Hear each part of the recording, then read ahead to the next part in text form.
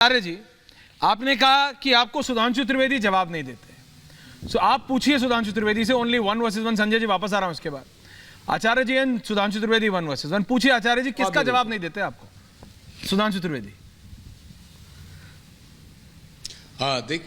देखिए ऐश्वर्या जी, पहली बात तो ये है कि अभी कोई भी राजनीतिक दल जो इस देश में है जी, वो सब, मैं उनको सबको राष्ट्रभक्त मानता हूं। राष्ट्रभक्ति का सर्टिफिकेट देने का प्रयास ना किया जाए।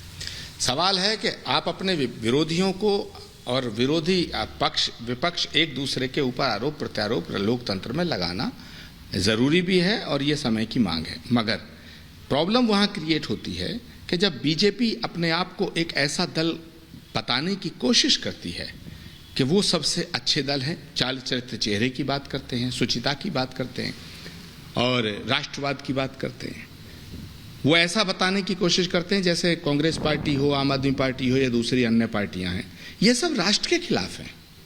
अगर हम बीजेपी से सवाल करें, देश की सरकार से कोई सवाल करें, वो राष्ट्रद्रोह कैसे हो जाता है?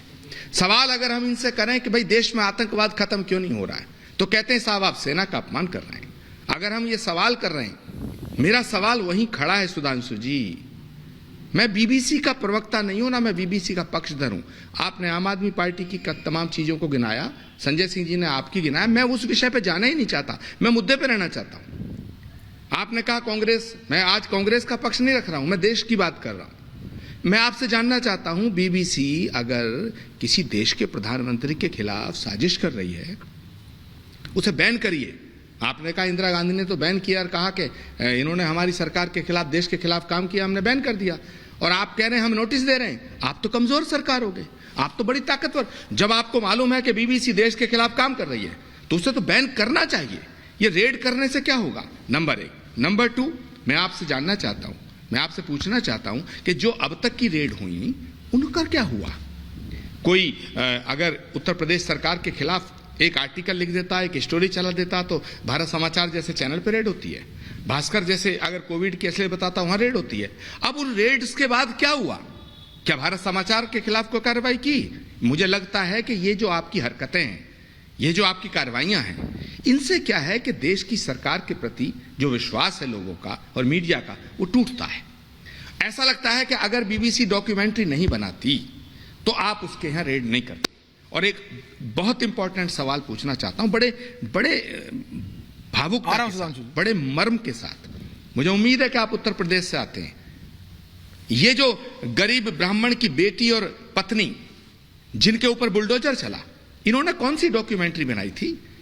इन्होंने कौन से वायलेशन किया था? आपने उजाड़ दिए।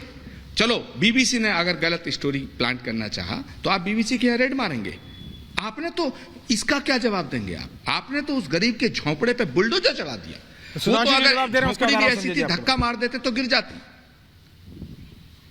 आप किसका आप कैसे डिफेंड करेंगे? सुधांशु जी जवाब आपकी तानाशाहियां हैं।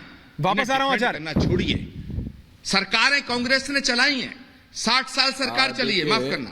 हो सकता है आम आदमी पार्टी में गलती हो सकता है कांग्रेस में गलती हो। हमारे दोनों प्रतिपक्षी वरिष्ठ नेता अपनी पार्टियों के बहुत सीनियर व्यक्ति हैं। एक मिनट, आपकी तो पार्टी से संजय जी राष्ट्रवाद और मुस्लिम लीग पे चले गए थे, ये उत्तर प्रदेश में चले गए। फिर भी मैं दोनों का जवाब देता हूँ, मैं प्रश्न से भागने वाला नहीं हूँ। सुधांशु जी मेरी बात तो सुनिए। जो सुधांशु जी 10 सेकंड में मेरी बात 10 सेकंड दे दीजिए आचार्य जी। अच्छा बोलिए। मेरी अच्छा ठीक, बोलिए आचार्य जी। ठीक। सुधांशु जी मैं ये पूछना चाहता हूं, आपकी पार्टी के भी बहुत नेता हैं जो आपके साथ थे, छोड़ के चले गए।